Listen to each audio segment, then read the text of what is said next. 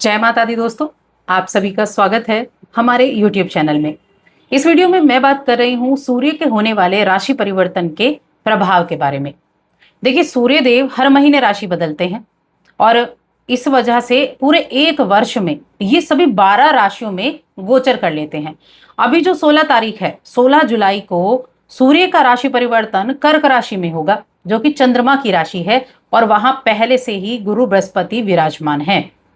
अब सूर्य का गोचर कर्क राशि में जब होगा तो वहां बैठे जो गुरु बृहस्पति है ना, वो अस्त हो जाएंगे, क्योंकि सूर्य का जो तेज है, सूर्य की वजह से जो सूर्य के नजदीक होता है वो अस्त हो जाता है। तो इसीलिए गुरु अस्त रहेंगे एक महीने और सूर्य कर्क राशि में रहेंगे। अब अगर कर्क राशि को आप देखें तो ये जल तत्व की राशि है, चंद्रमा की राशि है। वैसे तो ये इनकी सम राशि है, शत्रु राशि नहीं है, सूर्य की सम राशि है, तो ठीक स्थिति में होते हैं।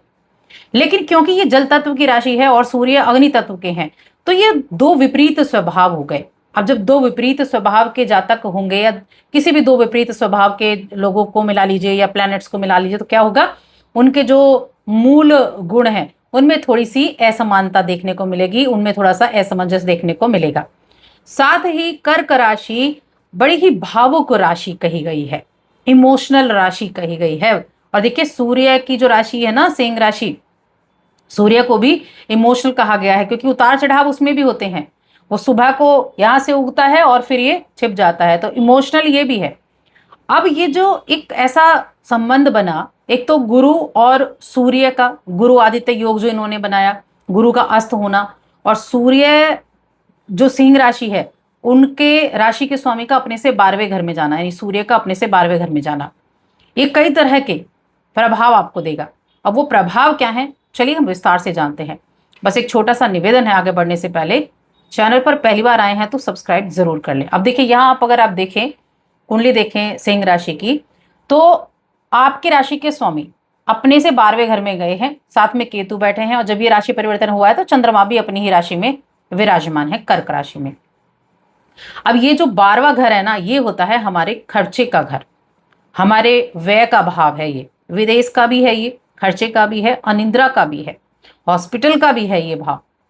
तो जब भी कोई प्लैनेट अपने से 12वें घर में जाएगा तो देखिए वो बहुत अच्छे रिजल्ट नहीं देता। और सूर्य देव का तो मैं कहूंगी, सूर्य देव तो यहाँ तो ये राशि के स्वामी होकर 12वें घर में गए हैं, लेकिन वैसे भी जो सूर्य हैं अगर 12वें घर में आते हैं तो अच्छे रिजल्ट नहीं देते हैं। एक दो चीजें की कह लीजिए जहां ये अच्छे रिजल्ट देंगे, वरना ये अच्छे रिजल्ट नहीं देते हैं। अब सिंह राशि के जातकों को इस एक महीने में 16 जुलाई से 14 अगस्त तक सावधानी रखना बहुत आवश्यक है। किन किन क्षेत्रों में सावधानी रखनी है, सबसे पहली जो चीज रहेगी वो रहेगी आपके लिए हेल्थ की। हेल्थ संबंधी प्रॉब्लम देखने को मिल सकती है, क्योंकि देखिए राशि के स्वामी का जब 12वें घर में जब ये गए हैं तो क्या होगा, राशि का, यानी कि अगर आप लग्न के अनुसार देखें चाहे राशि के अनुसार देखें, उसका व्यय होगा। तो ये क्या है, ये आप हैं, जो पहला घर है ये आप हैं, तो आपका स्वास्थ्य प्रभावित होगा, आंखों की संबंधी दिक्कतें होंगी, और साथ में माइग्रेन है, जिनको सिर दर्द है उनके ऐसी संबंधी दिक्कतें आपको देखने को मिलेंगी। तो सिर से संबंधित, आंखों से संबंधित ऐसी परेशानियां हो सकती हैं, तो ध्यान रखेंगे हेल्थ का। ठीक है, उपाय मैं बताऊंगी जो आपको जरूर करने हैं। दूसरा आ जाता है, ये विदेश का भाव कहा गया है, 12वां घर विदेश का भाव कहा गया है। अब यहां आपकी कुछ ऐसे यात्राएं जो व्यर्थ की हैं, यानी अगर आप चाहें तो उनको टाल सकते हैं, उनको आप टाल दीजिए, क्योंकि ये यात्राएं व्यर्थ वाली यात्राएं होने वाली हैं। जो लॉन्ग ट्रैवल आपका रहने वाला है, 12वां घर लंबी यात्राओं को दिखाता है, और ये यहां पर अष्टम से भी जुड़ जाएगा, क्योंकि जो अभी नक्षत्र है, सूर्य जिस नक्षत्र में है वो पुनर्वसु नक्षत्र में है, गुरु के में, तो गुरु का सपोर्ट कहीं ना कहीं मिल रहा है, बेशक वो अस्त है, उसके नक्षत्र में तो बैठे हैं, और सूर्य के नक्षत्र में इसके बाद ये पुष्य नक्षत्र में आ जाएंगे, सूर्य के में तो अब शनि के में, और शनि कहाँ है, शनि आपके 12वें घर में 8वें घर में बैठे हैं, तो 8वें से भी संबंध बन जाएगा। तो ये जो लॉन्ग ट्रेवल है ना, ये थोड़ा सावधानी रखनी है। ठीक है, तो इस गोचर में सावधानियां बहुत जरूरी हैं, व्यर्थ की यात्राओं को टालना जरूरी है। और इतना ही नहीं, शासन प्रशासन इससे जुड़े जो भी कार्य हैं उसमें भी सावधानी। देखिए, सूर्य शासन प्रशासन सरकार के कारक हैं, राजनीति के कारक हैं, आत्मसम्मान के कारक हैं, नेतृत्वता के कारक हैं।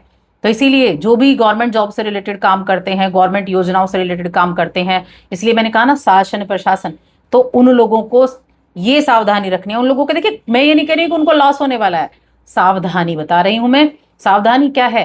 किसी से बिना वजह के वाद विवाद में नहीं पड़ना है, किसी से भी किसी भी तरीके के विवाद में नहीं पड़ना है, अपने काम से काम रखना है, ये ध्यान रखना है आपको।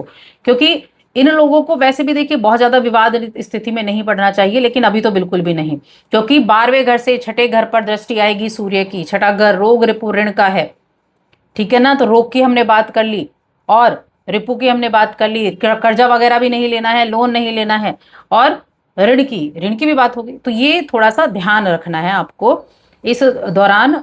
और इसके अलावा देखिए इस अवधि में एक चीज और है कि अपने लेवल पर आप किसी भी व्यक्ति से जितना विवादित स्थितियों से दूर रह सकते हैं उतना रहें। ऐसा करने से क्या होगा?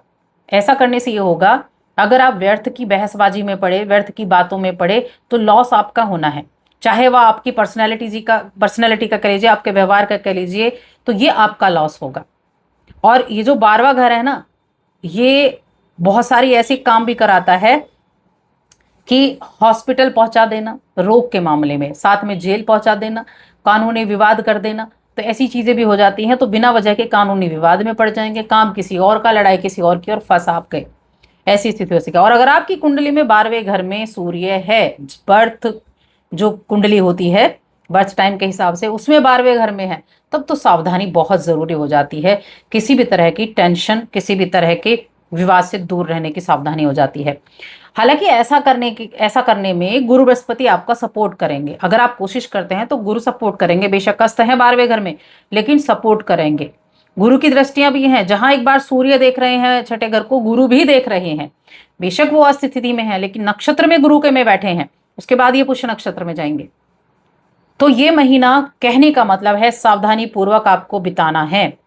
और ये सावधानी ऐसी नहीं है कि बहुत बड़ी सावधानी है, ये सावधानी सिर्फ आपको पेशेंस रखने की है, गलत चीजों में ना पड़ने की, दूसरों के विवाद में ना पड़ने की है। अब रिलेशंस कैसे हैं? तो रिलेशंस के मामले में आप देखो तो पंचम भाव के स्वामी होते हैं शुक्रदेव, और शुक्रदेव आपकी राशि में बैठे हैं। आप चाहेंगे तो स्थितियां ठीक हो जाएंगी प्रेम जीवन में। वैवाहिक जीवन में देखा जाए तो राहु आपके 7th हाउस में बैठे हैं, और 7th हाउस के लॉर्ड जो है वो आपके अष्टम में बैठे हैं, तो यहाँ भी सावधानी बन जाती है।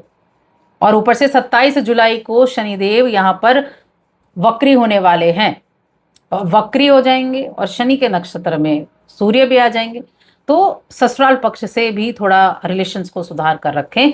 उपाय बहुत जरूरी है, बार बार मैं कह रही हूँ उपाय बहुत जरूरी है। क्या करना है? नियमित रूप से आपके आसपास मंदिर है, प्रतिदिन मंदिर जाना शुरू करें, जाएं, दर्शन करें और आ जाएं। सुबह उठें, स्नान आदि करने के बाद में सूर्यदेव को अर्घ्य दें, सूर्य को अर्घ्य दें, मंदिर जाएं, क्योंकि ये बहुत ज्यादा अच्छा रहेगा। और प्रत्येक रविवार के दिन आदित्य हृदय स्तोत्र का पाठ करें। प्रतिदिन कर लेंगे तो बहुत ही ज्यादा उत्तम आपको उसका रिजल्ट देखने को मिल जाएगा। ये कुछ ऐसे उपाय हैं। देखिए, मंदिर जाते हैं तो शिवलिंग पर जल चढ़ा कर आइए, ठीक है ना। डेली जाइए, 1 लोटा लेकर जाइए जल का, और शिवलिंग पर चढ़ा कर आइए।